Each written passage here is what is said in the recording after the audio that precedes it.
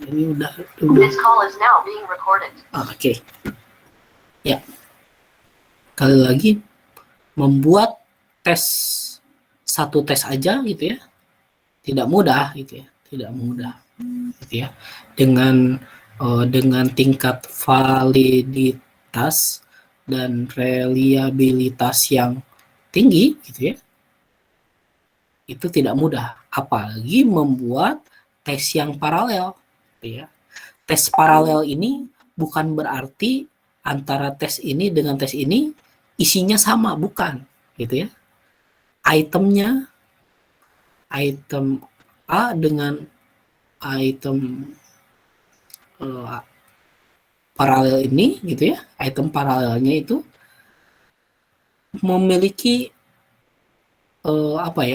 memiliki bentuk yang berbeda gitu ya, bentuk yang berbeda tapi mengukur hal yang sama gitu ya, hal yang sama. Nah, gitu ya. Misalkan pertanyaannya misalkan saat misalkan saat saya belajar gitu ya,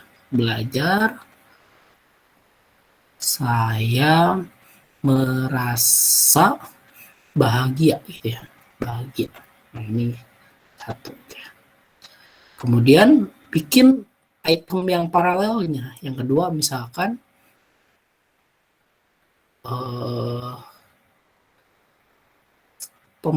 gimana ya? Misalkan saya merasa bahagia saat proses belajar berlangsung misalkan. Nah, misalkan seperti itu ya. Seolah-olah antara yang satu dengan yang kedua ini beda gitu ya, tapi mengukur hal yang sama. Itu namanya tes yang paralel gitu ya.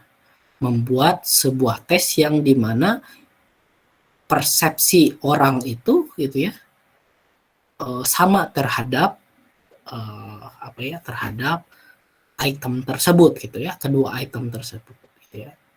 Nah, namun ya itu tadi, membuat tes yang bagus saja agak sulit gitu ya, apalagi membuat dua tes yang paralel gitu. Sehingga kendala waktu gitu ya, kendala tingkat kesulitan gitu ya, kendala lainnya untuk membuat tes yang paralel ini membuat pengujian reliabilitas dengan cara tes retest gitu ya, tes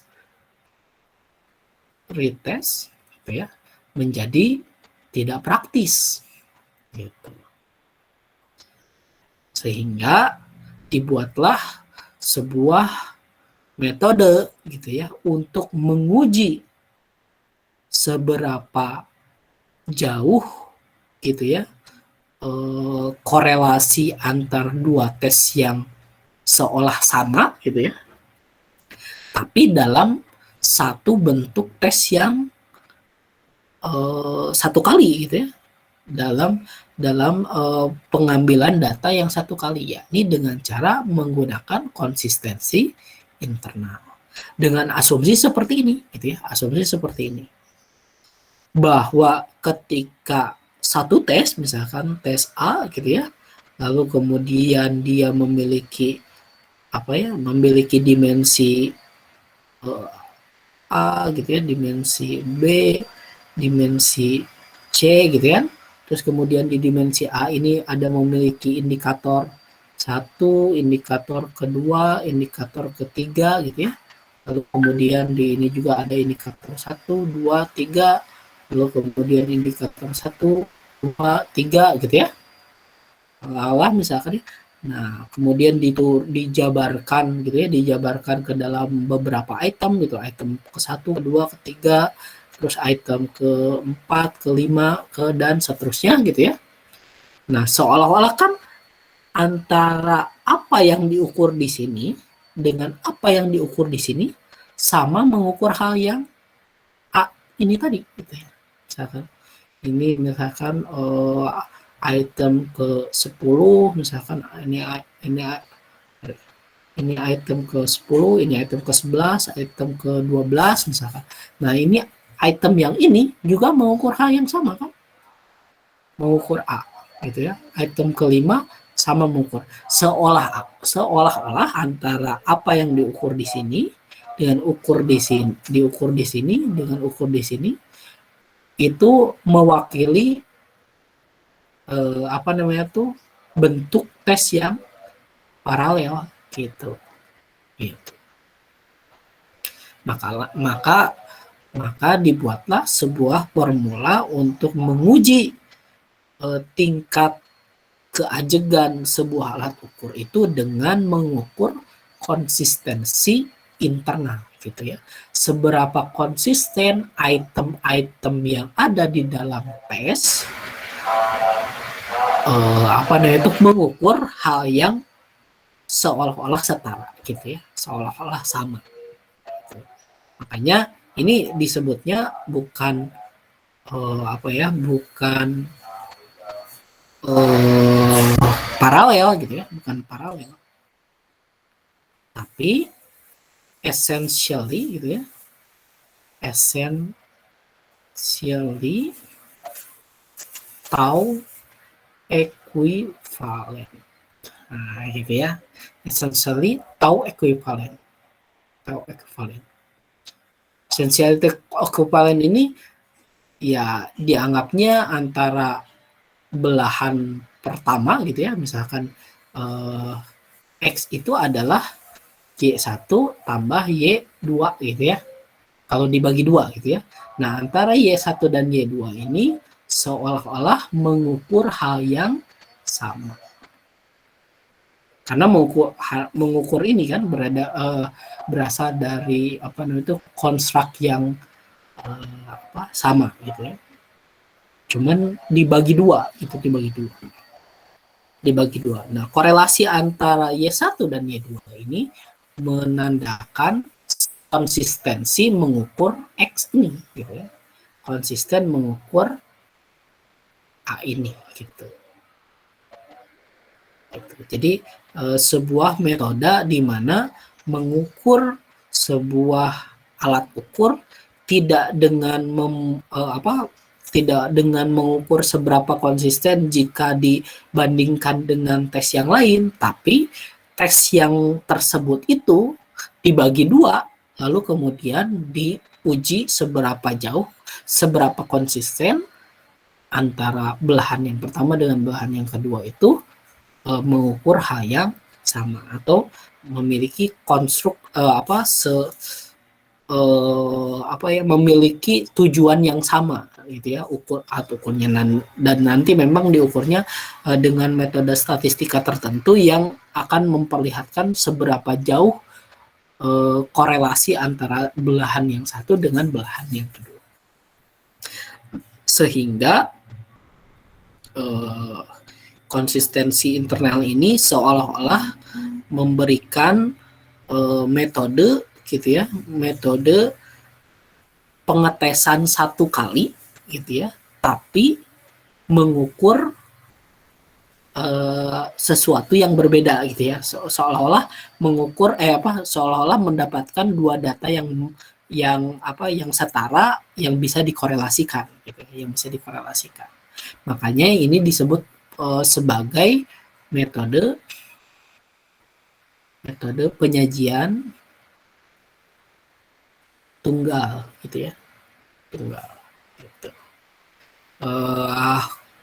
Prinsipnya bagaimana? Ya prinsipnya sama, mengkorelasikan antara belahan yang pertama dengan belahan yang kedua gitu ya, mengkorelasikan ini gitu ya. Kalau paralel itu kan membuat tes yang sama lalu dikorelasikan gitu ya. Kalau ini membelah dari A itu dibelah jadi 2 gitu ya, dari 2 lalu dikorelasikan. Nah, gitu ya. Kalau ini penyajiannya sifatnya paralel, nah kalau yang ini sifatnya tunggal. Karena berasal dari satu tes saja, gitu ya, bukan membuat tes yang sama. Oke. Ini konsep dasarnya, gitu ya, terhadap. Nah, jadi metodenya adalah dengan membelah isi item-item yang ada di dalam tes menjadi dua belahan yang bukan yang berbeda, dua belahan yang memiliki, yang dianggap itu mengukur hal yang sama, gitu. Nah, gitu ya. Nah, bagaimana teknik pembelahannya? Teknik pembelahannya kan kita misalkan kita punya alat ukur untuk mengukur burnout misalkan ya. Burnout. Nah, misalkan mengukur burnout ini kita punya misalkan 1, 2, 3, 4, 5, 6, 7, 6, 7, dan seterusnya misalkan sampai 12 misalkan, katakanlah ya, ada 12 item misalkan, pertanyaan pertama, pertanyaan kedua gitu ya, pertanyaan ketiga, pertanyaan keempat, 5, 6, 7 sampai 12 gitu. Ada 12 item gitu ya. 12 item untuk mengukur burnout. Gitu ya. Misalkan seperti itu. Nah, bagaimana caranya kita menguji konsistensi internal dari alat ukur burnout ini? Yaitu dengan cara membelah dua. Gitu ya. Misalkan kalau ini ada 12 item, ya misalkan 12 item, kita belah jadi dua saja. Jadi 6 item di belahan pertama, atau misalkan di sini adalah Y1 gitu ya. Ini X ya gitu ya, X. Ada 6 item di belahan Y2 gitu ya. Nah, gitu ya, dibagi dua, gitu, dibagi dua. Lalu kemudian misalkan skornya dihitung, misalkan ini 10, misalkan ini 11, ini 9, ini 12, ini 7 misalkan gitu ya. Terus yang kemudian ini 11 misalkan, ini 9, ini 7 gitu ya, ini 12, ini 8 misalkan. Lalu kemudian kita korelasikan gitu ya, korelasikan antara Y1 dengan Y2 gitu ya. Nah, jika kita lihat bahwa misalkan tingkat korelasinya mendekati 1,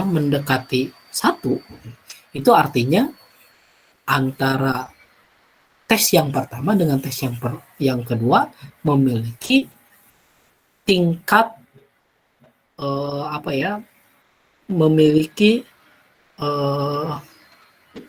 kekuatan untuk mengukur hal yang sama, gitu ya, hal yang sama. Nah, saat mengukur hal yang sama artinya gitu ya, artinya konsisten dong gitu ya, konsisten yang 6 item yang ini dengan 6 item yang ini konsisten mengukur hal yang sama. Yang berarti gitu ya, yang berarti ini indikasi bahwa tingkat keajegan gitu ya, atau reliabilitasnya tinggi. Ya, tinggi gitu ya.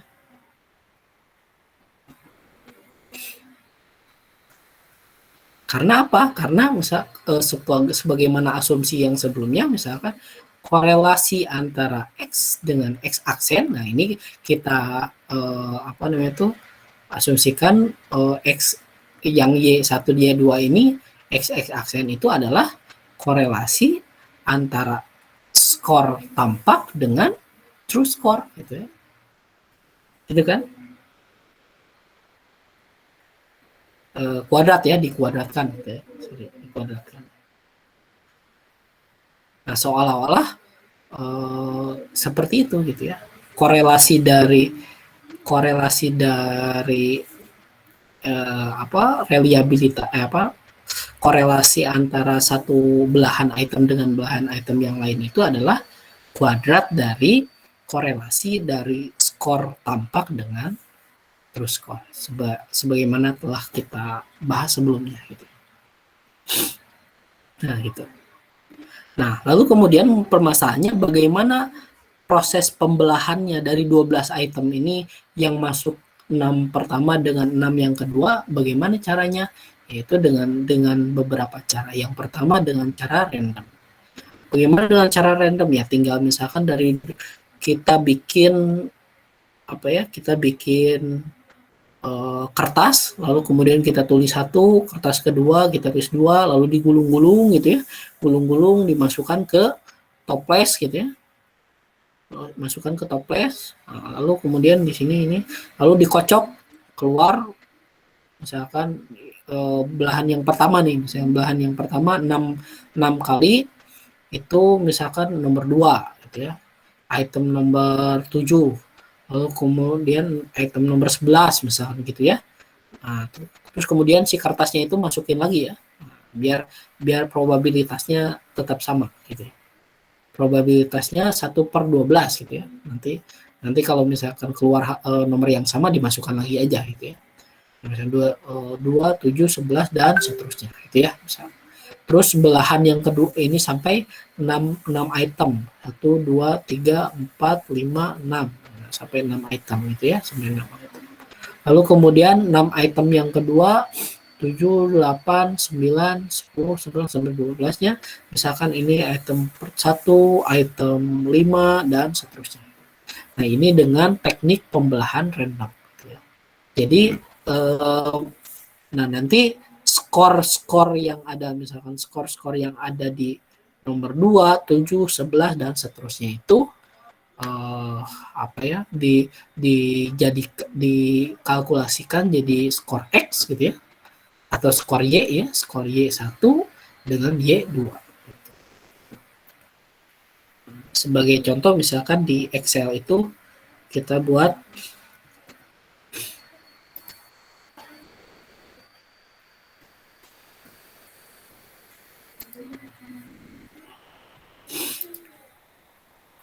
ya.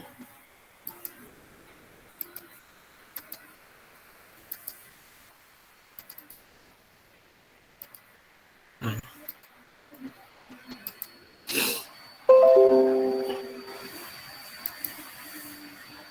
Misalkan kita punya subjek 1 ID 001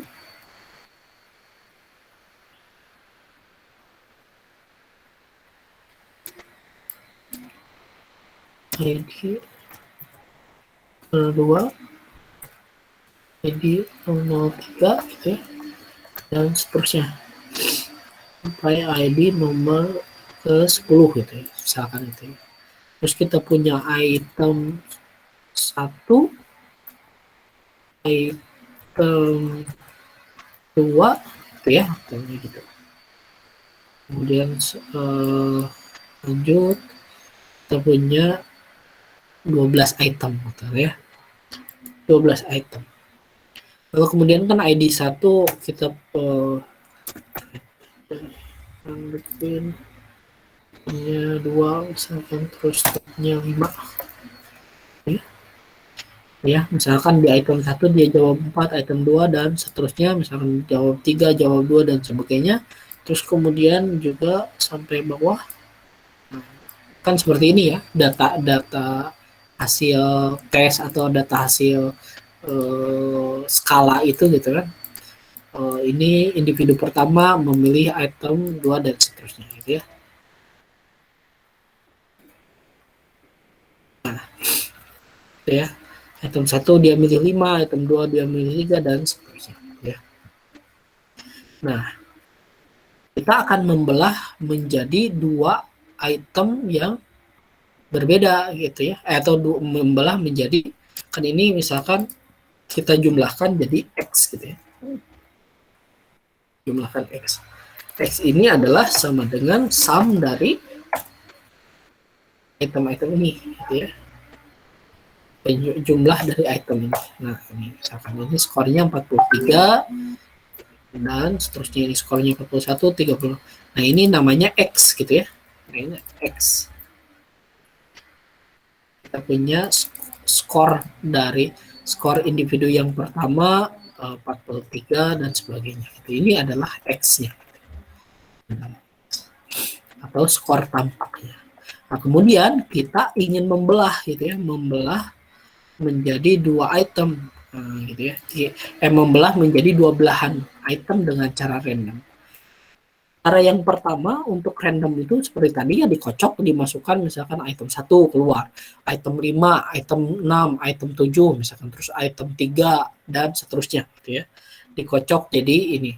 Itu pembelahan item yang pertama dengan cara random. Atau dengan pembelahan item, ini item dengan cara Excel gitu ya.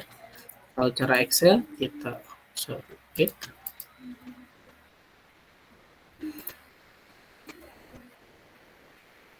nah gitu ya.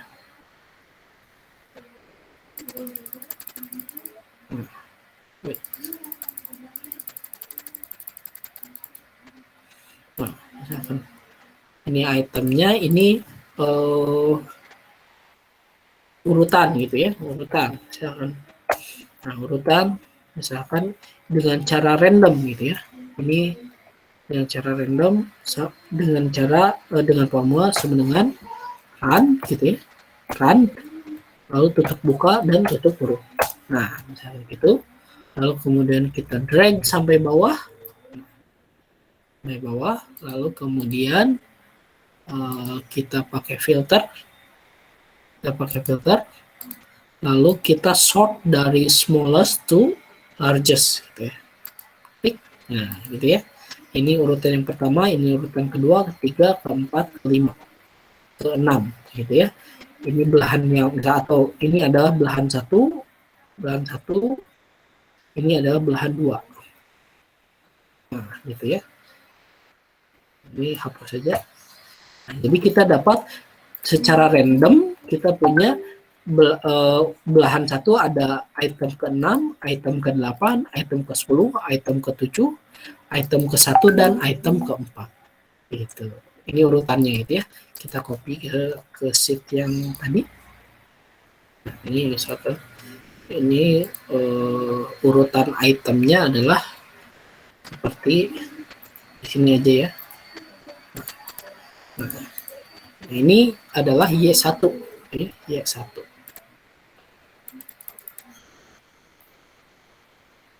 Ya.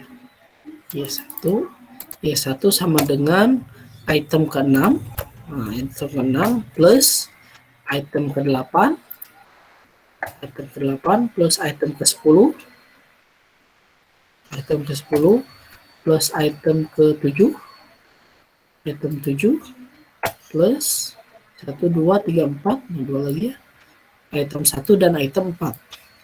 Item 1 dan item 4. Nah, ini ya. Nah, item 4.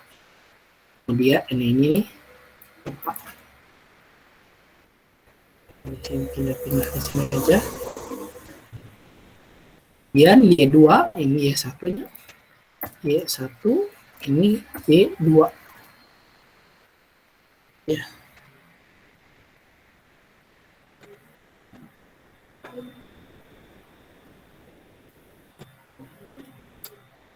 Kelihatan kan Excel-nya ya? Kelihatan, Pak. Lihat, Pak. Kelihatan nih. Nah, ini. Terus Y2-nya adalah item ke-5, lalu kemudian item ke-12, lalu item ke-11, item ke-9, dan item kedua dan item ke-3. Nah, gitu ya. Nah, kita drag saja sampai bawah. Sampai bawah. Nah, kita sudah mendapatkan dua belahan dengan teknik random, gitu ya, belahan ini belahan yang pertama, ini belahan yang ini belahan pertama, dan ini belahan yang kedua. Gitu. Yang semestinya, gitu ya, yang disebut sebagai konsisten internal, gitu, secara internal, korelasi antara ini dengan ini itu mendekati 1, gitu ya, mendekati 1. Korelasi antara yang Y, belahan Y1 dan belahan Y2 itu mendekati 1. Gitu. Nah, selain mendekati, selain berbicara tentang korelasi, tentunya ada formula-formula lain untuk mengukur seberapa konsistensi internal antar dua belahan ini, gitu ya, yang nantinya kita akan bahas, gitu ya. Seperti misalkan kita pakai formula Spearman-Brown, misalkan Spearman-Brown itu kan kita bicara 2 kali belahan 1 dengan belahan 2, gitu ya, half gitu ya, half 1 dengan half kedua, lalu kemudian dibagi 1 ditambah ini ya, korelasi antara H dengan half yang satunya, gitu ya. Jadi Spearman-Brown berbicara tentang 2 kali korelasi antar belahan 1 dengan belahan 2, gitu ya, dibagi 1 ditambah belahan korelasi antar belahan 1 dan belahan 2. Nah, itu adalah koefisien reliabilitas menurut Spearman-Brown, gitu ya, yang nanti mungkin kita akan bahas ya selanjutnya. Nah, gitu ya. Ini adalah dengan cara pembelahan random. Gitu. Lalu kemudian yang kedua adalah pembelahan ganjil genap. Nah, ini juga boleh dilakukan. Pembelahan ganjil genap gampang lah, gitu ya. Jadi misalkan 1, 2, 3, 4, 5, 6, 7, 8, 9, 10, 11, 12, ada 12 item, gitu ya. Misalkan yang jadi Y1-nya adalah item 1, item 3, item 1, 3, 5, 7, 9, 11, gitu ya. Misalnya 1, 3, 5, 7, 9, dan 11. Lalu kemudian Y2-nya adalah 2, 4, 6, 8, 10, dan 12, gitu ya. Lalu kemudian dikorelasikan, gitu ya. Nah, ini adalah pembelahan dengan cara ganjil dan genap. Dan ini yang paling sering dilakukan, gitu ya, pembelahan antara ganjil dan genap. Lalu kemudian teknik pembelahan juga yang pembelahan yang ketiga adalah dengan cara random match subset. Random match subset ini dengan cara melihat sejauh mana hubungan antara atau misalkan korelasi antara probabilitas menjawab, gitu ya, dengan korelasi antar item, gitu ya, korelasi antar item, ya, korelasi antar item RI dengan X, gitu. Kalau ini misalkan seperti ini, karena ini biasanya kalau yang random subset ini biasanya digunakan untuk tes, gitu ya, tes. Ya, tes artinya dengan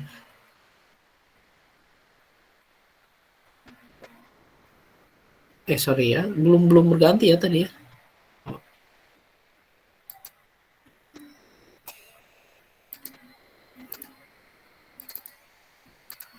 Gitu ya. Nah, tadi ya, apa ya, saya lupa mengganti. Tadi ya, kalau yang pertama adalah pembelahan random, gitu ya. Pembelahan random. Yang kedua adalah pembelahan ganjil genap. Kalau ganjil genap ya 1, 3, 5, 7, 9, 11, gitu ya. Kalau misal Y2-nya adalah 2, 4, 6, 8, 10, dan 12, gitu ya. Ini belahan 1 dan ini belahan 2, gitu ya. Lalu kemudian teknik yang ketiga adalah dengan random match subset. Random match subset ini biasanya digunakan pada tes gitu ya. Dengan ini seperti ini gitu ya. Katakanlah misalkan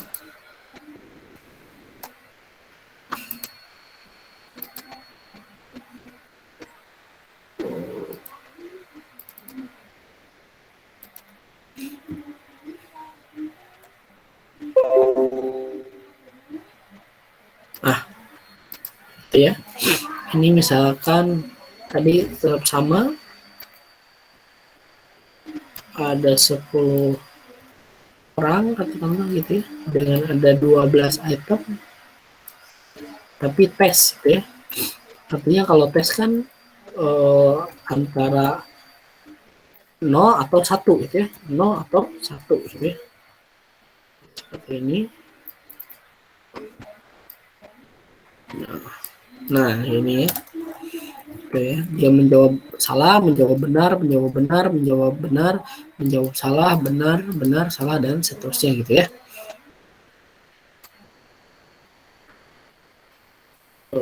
Dari ini. Kemudian kan di sini ada X-nya ya.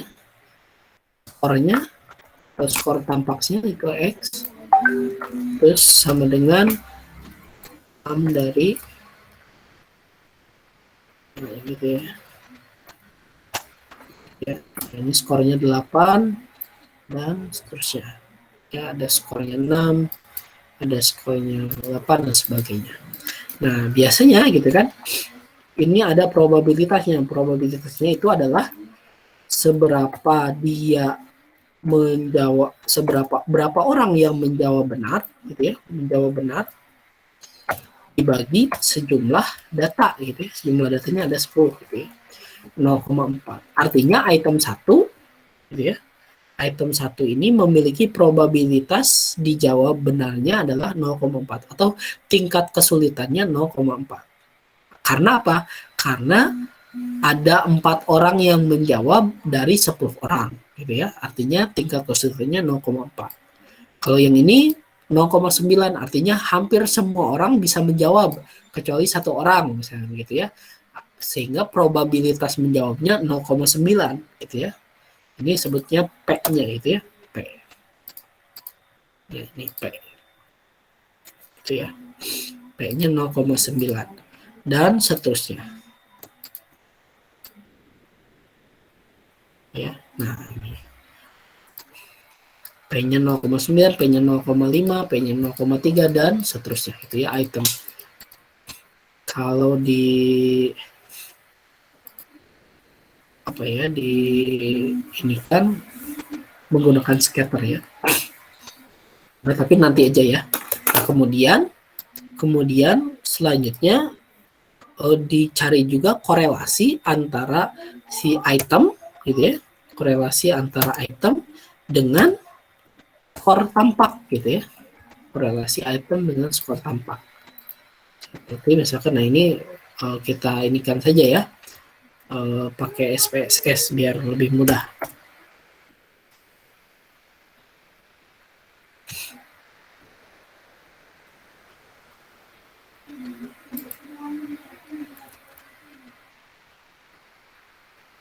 Oke.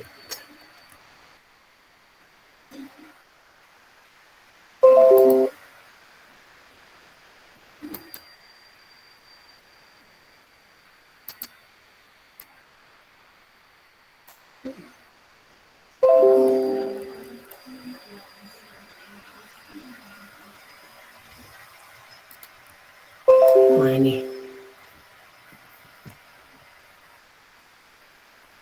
coba dilihat sudah keluar belum SPSS-nya? Belum, Pak. Belum, Pak. Belum ya?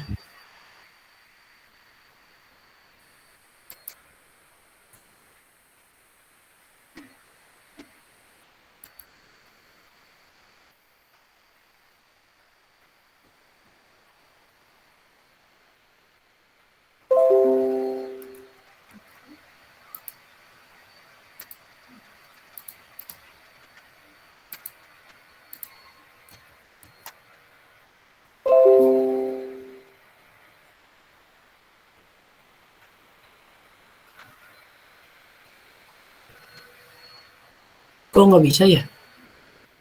Nggak bisa nge-share SPSS.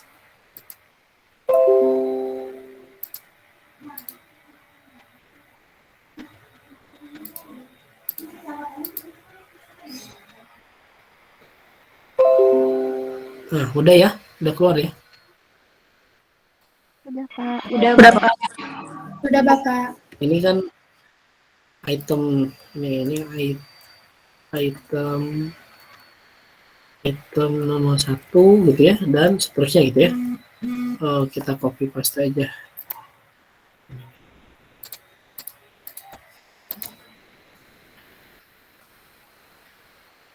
Nah, itu ya, item nomor 1, item 2, 3, 4, dan ini X gitu ya, X. Nah, kemudian kita korelasikan gitu ya, kita klik analyze, lalu correlate gitu ya, lalu kemudian bivariate gitu ya, atau parsial juga bisa gitu ya, atau parsial kayak bivariate saja nggak apa-apa ya. Kita masukkan semua item dengan X-nya juga ya, dimasukin, lalu kemudian kita klik person. Kita cukup ini aja lah ya, korelasinya aja nggak apa-apa. Oke, klik. Nah gitu ya. Nah kita lihat yang X gitu ya, berapa item. Nah ini tingkat korelasinya di sini nih, di bawah nih, korelasi antara X dengan item gitu ya. Nah ini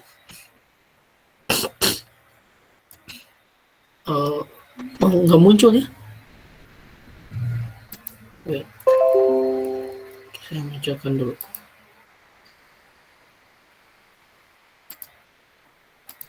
Nah, ini hasil korelasinya gitu ya, hasil korelasinya. Ini item 1 berkorelasi dengan X sebesar 0,4, lalu kemudian item 2 0,8, item 3 0,07, item 4 berkorelasi apa namanya itu 0,21, 0,3 minus 0,38 dan seterusnya gitu ya. Kita masukkan ke hasil korelasinya, kita masukkan ke sini gitu ya. Nah, sini. Capek juga ya.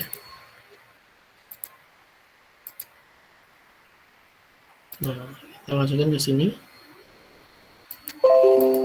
Korelasi item dengan X-nya di sini ya.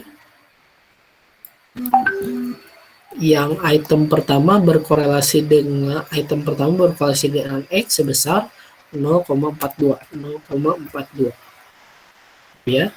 Lalu kemudian item kedua 0,81, lalu kemudian 0,7,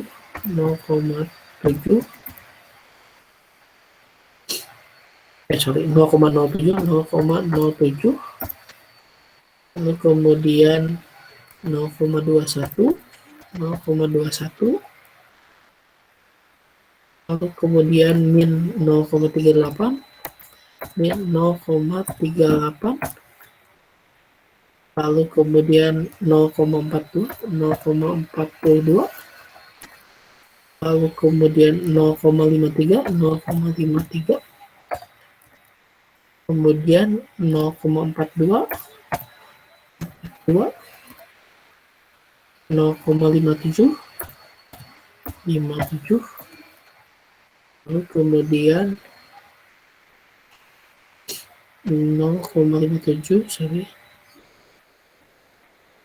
0,42 lagi, 0,42, lalu min 0,76, 0,076, 0,07 aja, lalu min 0,21, min 0,21. Nah ini adalah korelasi ini probabilitasnya Lalu ini korelasi dari item dengan skornya gitu ya. Item dengan skor tampaknya. Nah, setelah ini kita bikin ini apa? Sebuah scatter plot gitu ya, scatter plot. Scatter plotnya semacam gitu ya. Kita coba di Excel bisa nggak ya? Bikin scatter. Oh.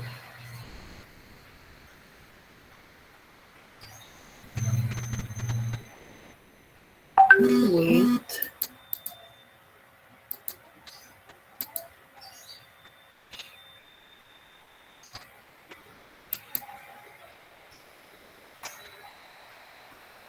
Nggak ada scatter ya.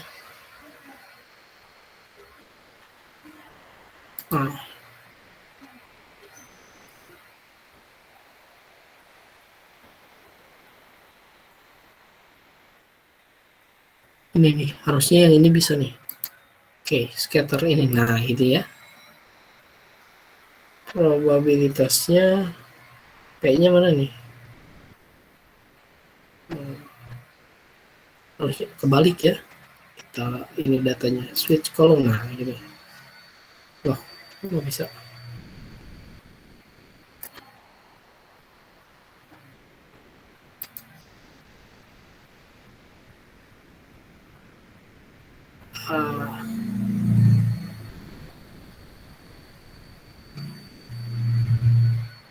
Nol koma 0,42. Wait ya. Di sini aja di ini.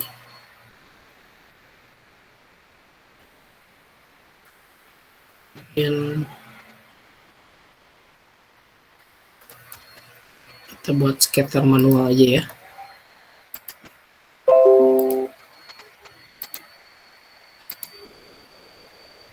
Di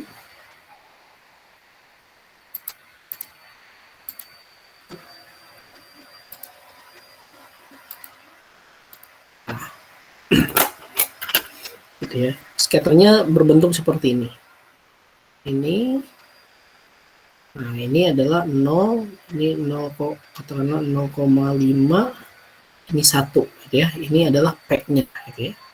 Kalau yang ini misalkan karena ini ada minus, maunya misalnya katakanlah di sini tadi punya 0,38.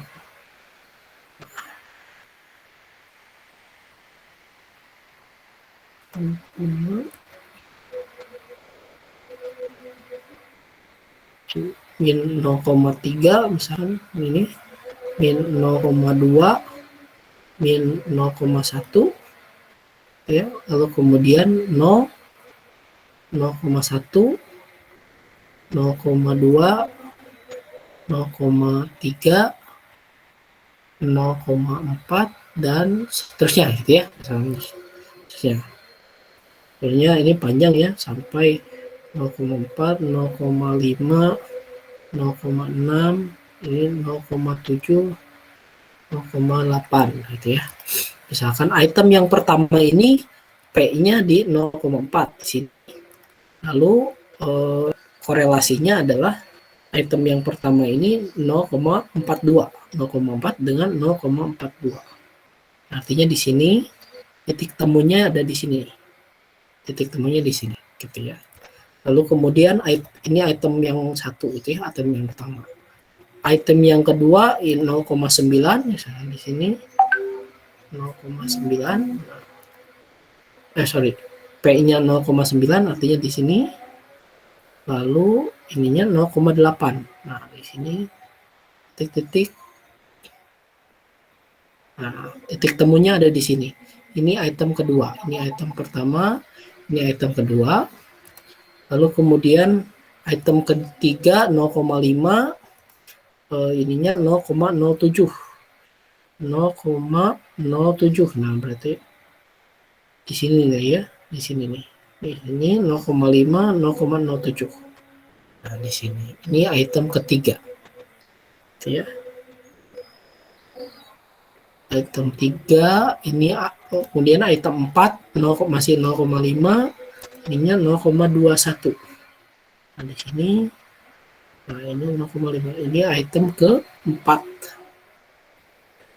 Ya, kemudian item kelima 0,3. Nah, di sini 0,3 deh. Di sini 0,3 kita lihat. Dan 0,38 di sini. Nah, ini item kelima. Gitu ya. Terus seperti itu ya. Lalu kemudian item 0,6. Probabilitasnya 0,6 di sini dan 0,42. Nah, 0,42 di sini. Nah, titik.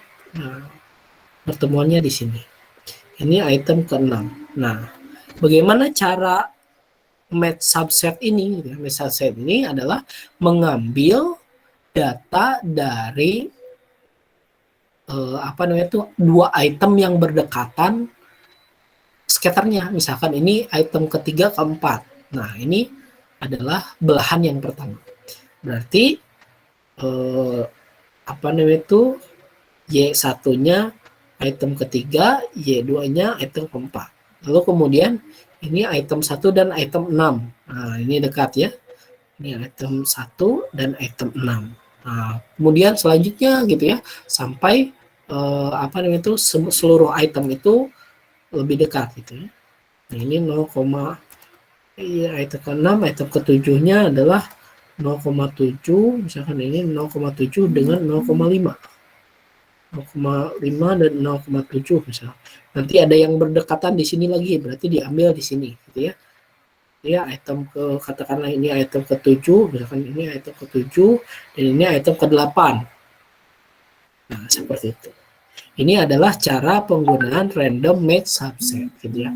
Teknik pembelahan item yang ketiga. Jadi bagaimana membuat menguji konsistensi internal selain pembelahan random, lalu ganjil genap, dan juga ada pembelahan dengan cara match subset atau random match subset dengan cara melihat titik temu antara probabilitas dengan korelasi item dengan X gitu ya, atau dengan skor tampak gitu. Ini adalah teknik pembelahan item yang ketiga. Itu ya. Itu adalah cara-cara dalam proses pembelahan item. Gitu ya. Yang nantinya digunakan dalam menguji reliabilitas. Jadi menguji reliabilitas itu tidak sekadar langsung pakai SPSS lalu uji reliabilitas gitu ya, tapi ada proses ya ini dengan teknik pembelahan gitu ya, apakah random, ganjil genap, subset gitu ya, dan kemudian diukur dihitung tingkat reliabilitasnya dengan cara formula-formula tertentu gitu ya. Formula-formula tersebut adalah sebagai berikut. Yang pertama dengan cara pembelahan dua bagian gitu ya, belah dua. Jadi pembelahan X ini bisa belah dua gitu ya, Y1, Y2 atau X ini bisa dibagi tiga kan, bagi tiga misalkan X atau Y1, Y2, Y3, atau bahkan misalkan bisa dibagi jadi 4 gitu ya, jadi 4. Y1, Y2, Y3, Y4 gitu ya. Bisa jadi gitu ya. Pembelahannya bebas aja sebetulnya, bisa berapa ini. Cuman gitu ya. Cuman itu disesuaikan dengan jumlah itemnya gitu ya, jumlah item. Katakanlah misalkan itemnya 12. 12 ini ya tinggal bagi 2 aja. Y1, Y2. Kalau 21 kan nggak bisa dibagi 2 ya, pasti bagi 3 gitu ya. Y1-nya ini 6 gitu ya. Y1, Y2, Y3 atau Y3 ini 7 gitu ya. Biar sama banyak gitu ya. Lalu kemudian 23 nih. 23 item katakan. Dibagi berapa nih? Kan sulit ya. Kan sulit karena ini bilangan prima hanya dibagi oleh si angkanya sendiri. 23 ya dibagi 23 kali gitu. Y1 sampai Y23 gitu ya, dibagi satu yang nantinya akan menghasilkan formula tertentu gitu ya. Nah, tapi kita katakan pembelahan item itu jadi belah dua bagian dulu gitu yang bisa dibagi dua. Kayak misalkan 8 item ya. 8 item bisa 4 gitu ya. Atau 10 item bisa 5 gitu ya. Bisa 12 item bisa 6. Lalu kemudian 18 item bisa 99 gitu ya. Nah, ini adalah bagi dua gitu ya, pembagian dua. Nah, jika itemnya dibagi dua itu dengan cara penggunaan Spearman Brown gitu ya, yang pertama. Gitu ya, pembagian itemnya menggunakan formula Spearman Brown yang tadi. Spearman Brown ini mudahnya tuh seperti ini. 2 kali korelasi belahan 1 dengan belahan 2 gitu ya. Lalu kemudian dibagi 1 ditambah korelasi antara belahan 1 dan belahan 2 gitu ya. Yang sebenarnya kalau dijabarkan tidak seperti ini gitu ya. Dijabarkannya seperti ini sebetulnya. Ini secara praktis gitu ya. Praktis hanya bisa dibagi dua belahan gitu ya. Dua belahan gitu ya. Tapi secara teoritis ya bisa dibagi berbagai banyak belahan gitu ya. Misalkan ini dibagi dua belahan ya, 2/2 min sorry.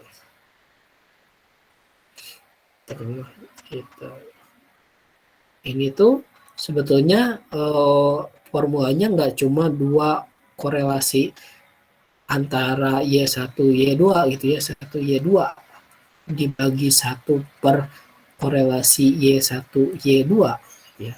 Tapi sebetulnya formula dari Spearman Brown itu adalah K min 1 gitu ya. K ini item ya, item jumlah item. Ini adalah belahan. Kalau ini belah 2 berarti 2/2 min 1 gitu ya. Korelasi dari Y1 atau korelasi Y1, Y2 atau misalnya Y1, Y2, Y3 gitu ya. Belahannya gitu ya.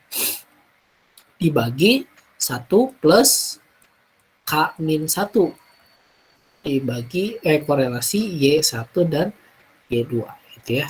Nah, ini karena ini dibelah 2 gitu ya, karena ini dibelah 2 maka 2 min 1 gitu ya, korelasi Y1 dan Y2 gitu ya, dibagi 1 ditambah K min 1 gitu ya, 2 min 1 karena ini dibelah 2 ya, Y1 dan Y2 gitu. Sehingga kalau misalkan dijabarkan jadi 2/1 gitu ya, atau 2/1 atau 2 korelasi Y1, Y2 dibagi 1 plus 2 kurangi 1 ya 1 ya.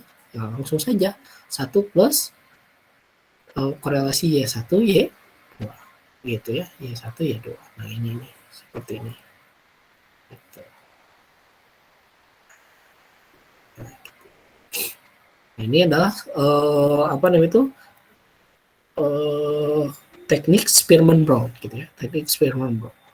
Ya, ini dengan cara menghitung sejauh mana korelasi dari dua kali korelasi belahan 1 dengan belahan 2 gitu ya, korelasinya dibagi 1 per korelasi Y1, Y2 gitu ya. Namun permasalahannya Spearman Brown ini hanya bisa bekerja ketika antara belahan 1 gitu ya, belahan 1 dengan belahan 2 itu bersifat paralel Itu bersifat paralel. Bersifat paralel ini gimana? Pertama, apa namanya itu, varians dari X atau varians dari Y1 sama dengan varians dari Y2 gitu ya.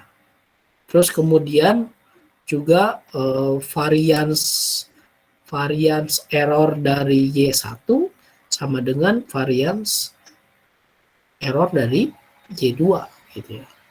Ya jadi seolah-olah setara gitu antara belahan 1 dan belahan 2 gitu.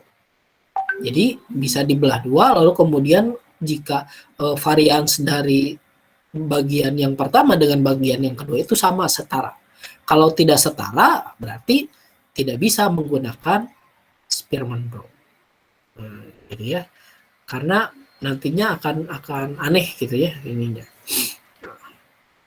Kita coba hitung, misalkan katakanlah kita pakai ini saja ya, kita bagi SPSS aja ya yang ini.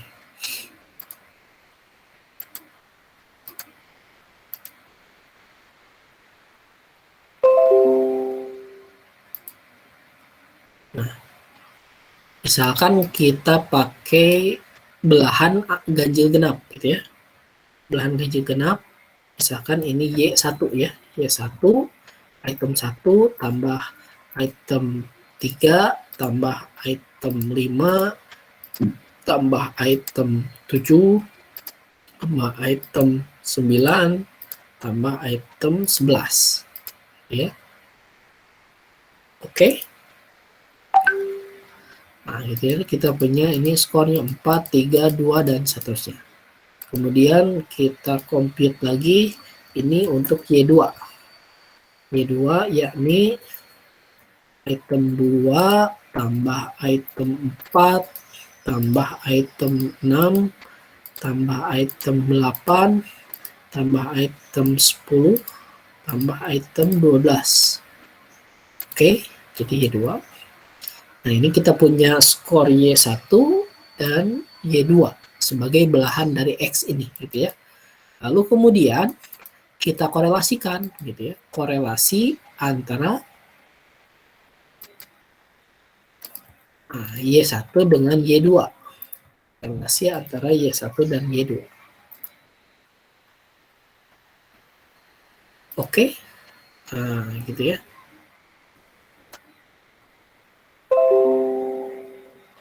Oke.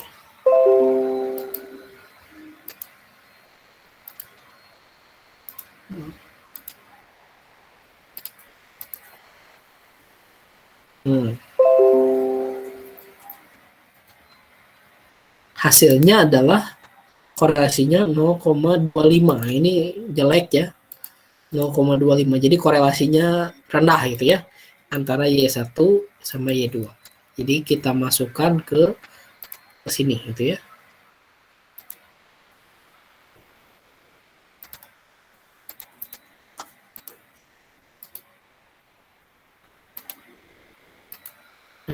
Nah,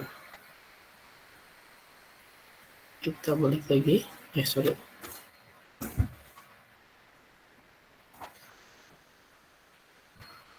Nah, tadi korelasi antara Y1 dengan Y2 itu adalah 0,25. Nah, gitu ya, 0,25.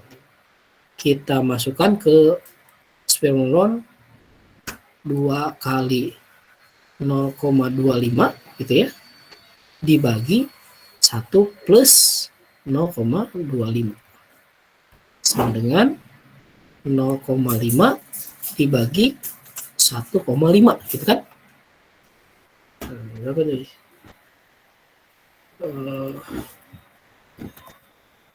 Atau 0,5 dibagi 1,5 sama dengan 0,33 gitu ya. Reliabilitasnya adalah 0,33 gitu ya. Nah, artinya kita bisa lihat ketika korelasi dari Y1 Y2 itu rendah gitu ya. Reliabilitasnya pun akan rendah. Gitu. Ini membuktikan di mana ketika korelasi antara tes yang satu dengan tes yang kedua itu, atau misalkan Y1 dengan Y2 atau ini Y aksen, ketika ini korelasinya tinggi gitu ya, ini akan meningkatkan reliabilitas gitu ya. Semakin berkorelasi semakin reliable, semakin tidak berkorelasi semakin tidak reliable. Begitupun korelasi antara antara skor tampak dengan skor murni itu semakin jauh gitu ya, semakin jauh, tidak semakin dekat. Begitu kalau misalkan kita coba ke item yang beneran ya. Sebentar saya cari dulu item yang benerannya.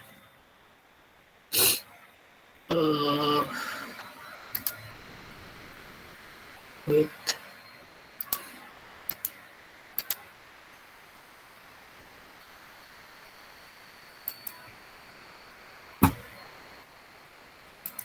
Ya. Reset.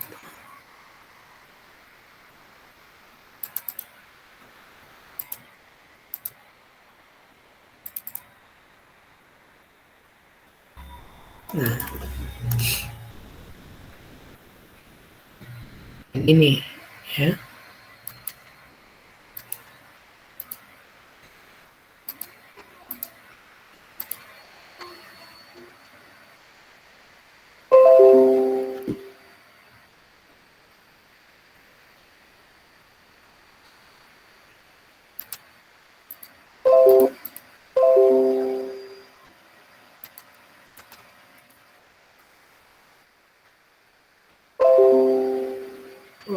Nah, ini misalkan ini adalah salah satu hasil dari pengambilan data gitu ya. Misalkan ini 45 dan sebagainya.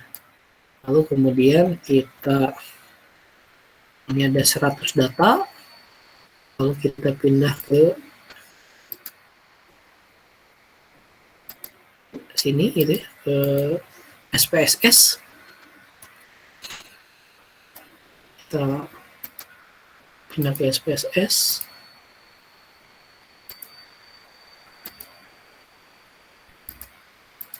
Nah, ini lalu kita compute variable, targetnya X dulu ya, atau langsung aja belahan gitu ya, belahan 1 Y1 1 plus 3 plus 5 7 5 plus 7 plus 9 plus 11 plus 13 plus 15 plus 17 plus 19 plus, nah ada ya 19, ada 19 item ternyata gitu ya. Kita hapus dulu ya, kita hapus dulu item yang ke-19 karena kan kalau kalau Spearman Brown itu harus setara gitu ya, harus setara, artinya kalau yang bisanya adalah 18 gitu ya, 9 item gitu ya. Kalau misalkan 19 item kan harus dibagi 19 ya, karena nggak bisa dibagi 2 gitu. Oke, lanjut. Y1 adalah 1 plus 3 3 plus 5 plus 7 plus 9 plus 11 plus 13 plus 15 plus 17 gitu ya. Nah, 17. Ada 9 item di belahan yang pertama gitu ya. Kemudian ada 9 item lagi di belahan yang kedua. Ini Y2 itu ya, Y2. Lalu Y2 plus 2 4 2 plus 4 plus 6 plus 8 plus 10 plus 12 plus 14 plus 16 dan plus 18. Nah, gitu ya. Nah, kita punya belahan Y1 dan belahan Y2 gitu ya. Di itu hasil dari pengujian hasil dari penghitungan belahan 1 dan belahan 2. Nah, kemudian kita korelasikan gitu ya. Korelasikan ini sebuah item dalam penelitian dari salah satu dosen gitu ya. Nah, ini Y1 dan Y2 kita korelasikan. Oke, to cell. Nah, kita dapat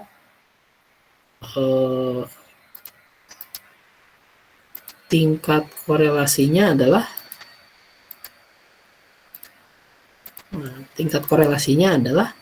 0,73. Nah, ini korelasinya tinggi ya, 0,735. 0,735. Korelasi antara Y1 dan Y2-nya adalah 0,735. Mari kita hitung melalui teknik Spearman-Brown.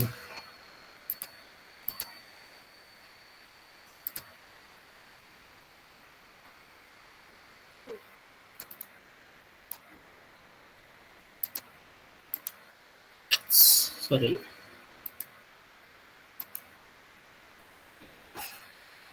Nah, tadi kan si item dari alat ukur A ini adalah korelasi antara Y1 dan Y2-nya adalah 0,735 gitu ya, 0,735. Ada 18 item gitu, item. Nah, kemudian kalau kita hitung adalah 2 kali 0,74 aja deh. 0,74 dibagi 1 plus 0,74 dengan nanti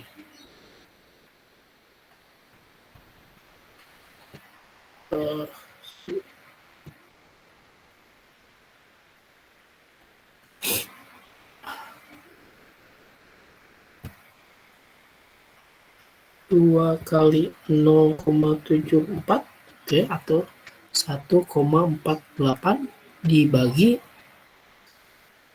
1 plus atau 1,74 gitu ya. 1,74. Nah, lalu kita bagi adalah 1,48 dibagi 1,74, 0,85 gitu ya. Nah, ini reliabilitasnya adalah 0,85. Artinya ini mendekati 1. Semakin tinggi korelasi dari Y1 dengan Y2, belahan Y1 korelasinya tinggi, itu berkontribusi pada semakin tingginya reliabilitas. Begitupun sebaliknya, ketika korelasi Y1 dengan Y2-nya rendah, reliabilitasnya pun rendah. Gitu. Reliabilitasnya pun rendah. Nah, ini kalau kita ingat sebelumnya, sebetulnya kan korelasi dari X X-aksen atau reliabilitas itu adalah apa namanya itu 1 dikurangi bukan sorry ini adalah apa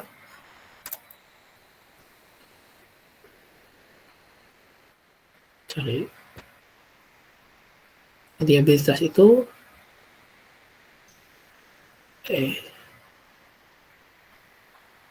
adalah varians dari true score gitu ya, true score dibagi varians di sebalik dari varian X gitu ya. Reliabilitas kan gitu ya. Nah, ini seolah-olah gitu ya, dua korelasi kuadrat dari korelasi belahan 1 dan belahan 2 ini mencerminkan varians dari true score gitu ya, varians dari true score dibagi dengan varians X gitu ya, di sebalik varian X. Artinya kita gambarkan seperti ini gitu ya. Di dalam varians X ini, gitu ya, ada 85% gitu ya, 85%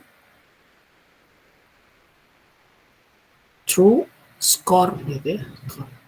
Dan di sini kita bisa hitung varians dari errornya adalah 0,15 gitu ya, atau 15% gitu ya, 15% errornya gitu ya, errornya seperti itu. Itu sebuah cara pembuktian dari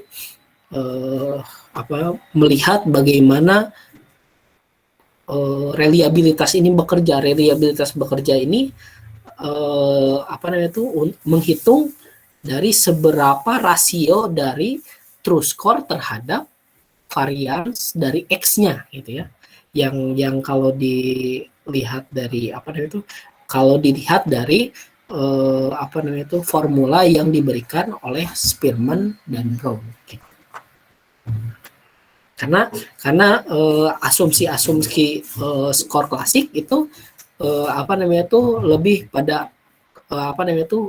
analoginya pada dua tes yang paralel gitu ya. Nah, dua tes yang paralel ini sama dengan formula yang diberikan oleh Spearman.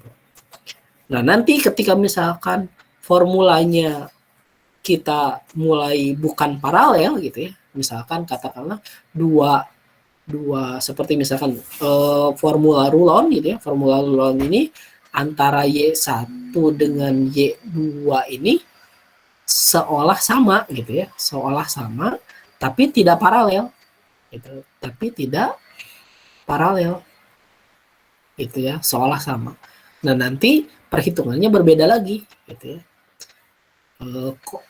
Seperti formula asumsi sebelumnya di mana korelasi antara X dengan X aksen itu adalah sisa dari varians dari error dibagi varians X gitu ya. Nah, di mana di sini varians dari Y1 dengan Y2 gitu ya. Varians dari covariance gitu ya. Covariance dari belahan 1 dengan belahan 2 itu mencerminkan dari varians error gitu ya. Mencerminkan dari error gitu ya. Sehingga diturunkan dari menjadi formula Rulon ini gitu ya. Kalau kita lihat misalkan gini, praktisnya di formula Rulon ini kita cari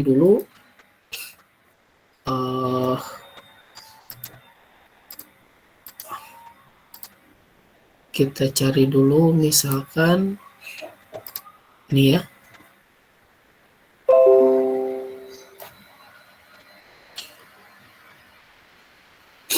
Kita cari dulu analyze gitu ya.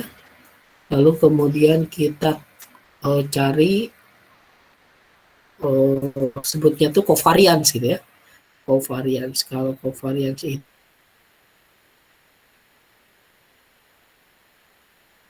itu kita cari, nah ini bivariate Y1 Y2, lalu kemudian cross product deviation and covariance di checklist gitu ya.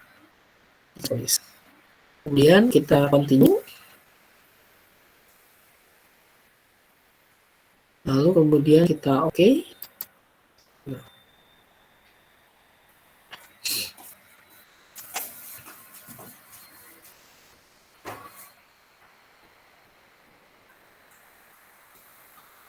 Loh, ini nggak keluar.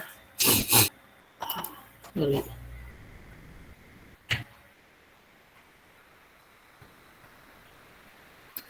Nah.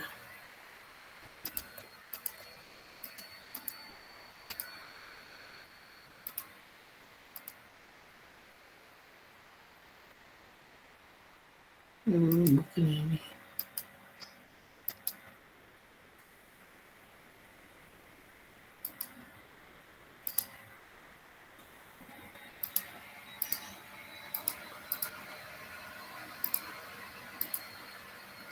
Nah, nggak keluar ya, nantilah apa namanya itu kita bahas lagi lah selanjutnya gitu ya. Intinya bahwa apa namanya itu kalau tadi gitu ya kita berbicara dengan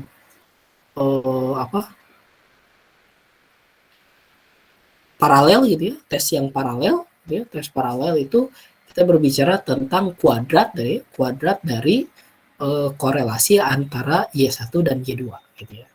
Nah, namun kalau misalkan apa namanya itu tidak paralel gitu, tidak paralel, itu berbicara tentang apa namanya itu covariance dari belahan satu dengan belahan dua. Seberapa tingkat apa namanya itu kovariasi antara satu varians dari Y1 dengan varians dari Y2 gitu ya.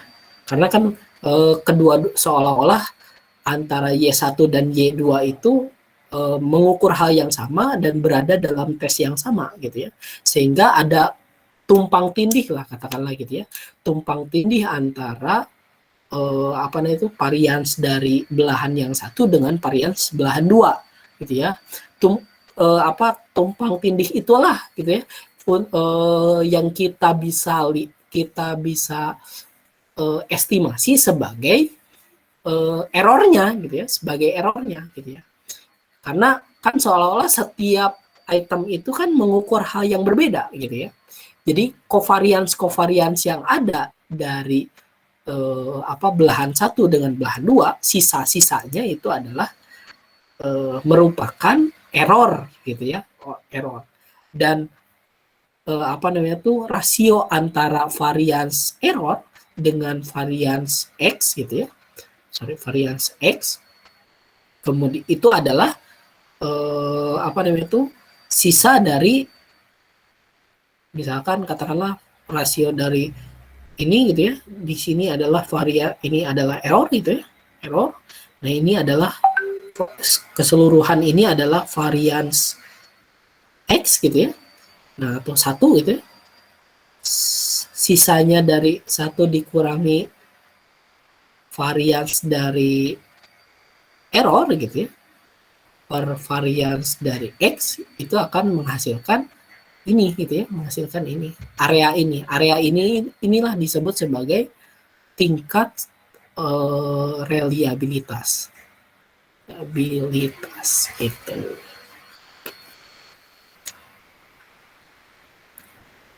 Agak jelimet ya. Apa namanya tuh materi ini memang nggak mudah sih untuk dipahami ya.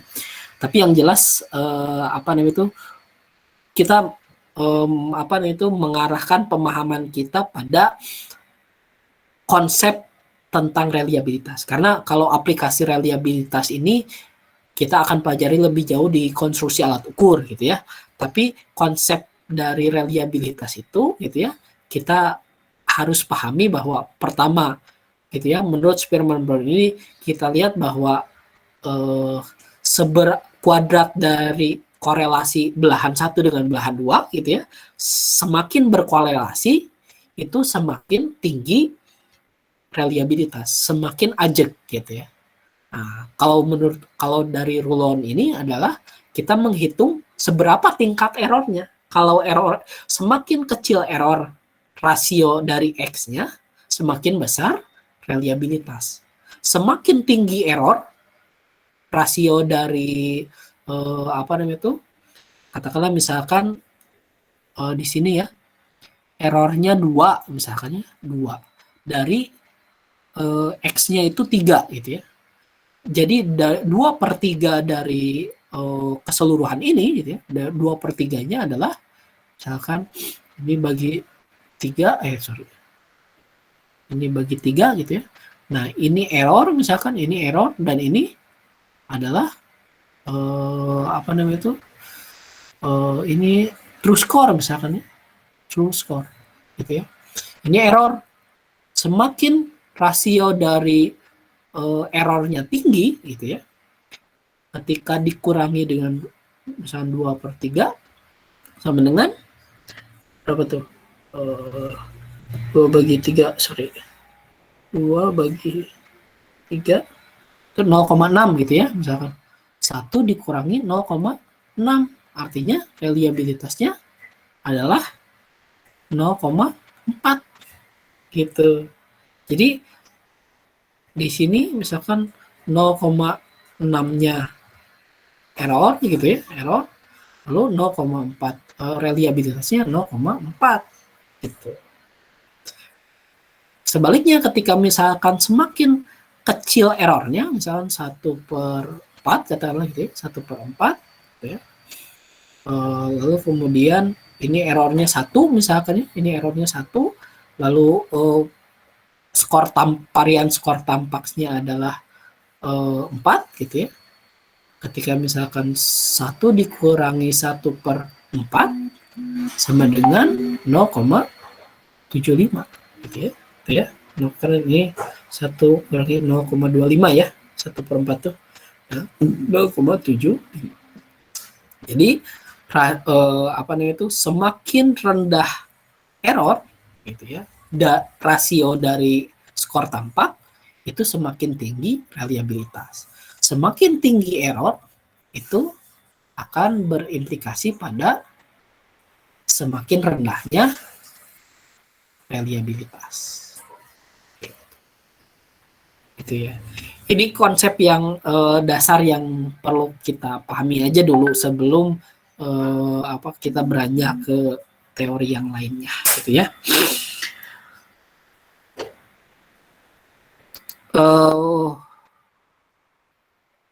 Saya cukupkan dulu deh sampai di sini lah, biar Anda nggak terlalu pusing ya. Materinya memang tidak mudah gitu ya. Tapi apa namanya itu, poinnya tadi gitu ya. Poinnya pertama, bahwa untuk mengukur seberapa jauh, seberapa konsisten atau seberapa, kalau misalkan alat ukur itu mengukur hal yang sama secara konsisten, kan berarti valid ya. Nah, gitu ya. Artinya apa namanya itu, kalau alat ukurnya reliable gitu ya, reliable itu mengindikasikan bahwa alat ukurnya bisa digunakan gitu ya. Ini ketika misalkan konsisten antara belahan 1 belahan 2 mengukur hal yang sama gitu ya, itu berarti bahwa alat ukur ini betul-betul andal gitu ya, betul-betul andal. Sehingga sekali lagi poin yang pertama, kita harus bisa bagaimana caranya membelah alat ukur itu gitu ya, agar setara dan bisa dianalisis gitu ya. Katakanlah dengan cara pembelahan tadi. Yang pertama dengan cara random, yang kedua dengan cara ganjil genap, yang ketiga secara match subset gitu ya. Kalau subset itu biasanya data dikotomis gitu ya, salah benar gitu ya. Tapi kalau misalkan yang biasa digunakan itu ganjil genap gitu ya. Kalau misalkan dengan skala Likert, dengan skala Goodman dan sebagainya, misalkan itu pakai ganjil genap gitu ya. Pembelahannya dengan cara ganjil genap. Yang ganjil lalu skor yang genap lalu dikorelasikan keduanya. Terus yang kedua, poin yang kedua adalah bahwa kita tahu bahwa dari formula Spearman-Brown tadi bahwa reliabilitas itu adalah rasio dari true score dibandingkan dengan skor X-nya atau varian skor tampaknya gitu ya. Varian skor tampak. Jadi semakin tinggi reliabilitas, semakin tinggi korelasi, semakin tinggi belahan 1 dengan belahan 2 berkorelasi gitu ya. Nah, semakin tinggi juga reliabilitas. Nah, gitu ya.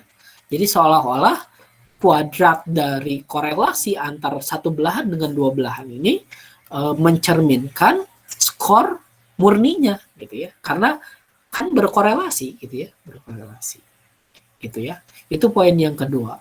Poin yang ketiga adalah dari formula Rulon kita dapat temukan bahwa semakin tinggi error artinya semakin tinggi kovariansi dari betul semakin tinggi kovarians dari satu tes dengan belahan 1 dengan belahan 2 gitu ya, semakin tinggi itu akan memunculkan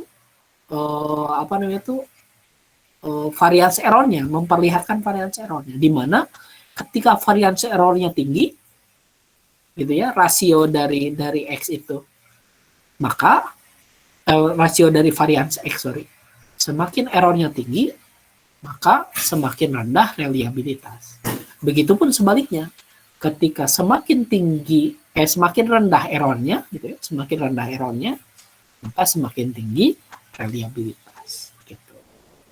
Jadi kita pahami bahwa reliabilitas ini berkaitan dengan pertama sejauh mana satu belahan dengan belahan lain berkorelasi, yang kedua sejauh mana error itu rendah gitu ya, rendah pada rasio dengan varian skor tampak. Gitu.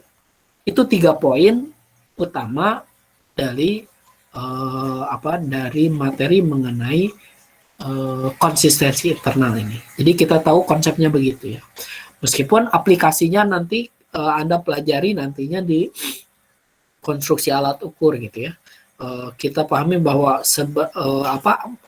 angka error itu berapa, lalu kemudian kovariansnya berapa dan sebagainya. Yang nantinya mungkin kita akan tahu bahwa ternyata kenapa alat ukur saya ini tidak reliable? Kenapa alat ukur ini tidak bisa digunakan? Karena errornya tinggi atau karena korelasi antar belahannya rendah. Gitu. Sekian saja mungkin yang bisa saya sampaikan pada kesempatan kali ini. Semoga Anda pemahaman Anda sampai gitu ya, meskipun nanti kita dalami lagi gitu ya mengenai materi tentang formula reliabilitas atau konsistensi internal ini gitu ya.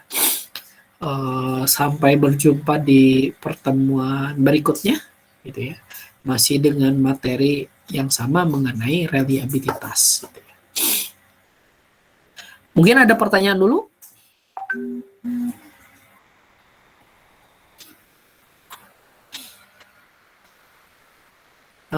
Kalau tidak ada, kita cukupkan sekian saja pertemuan kita kali ini, gitu ya.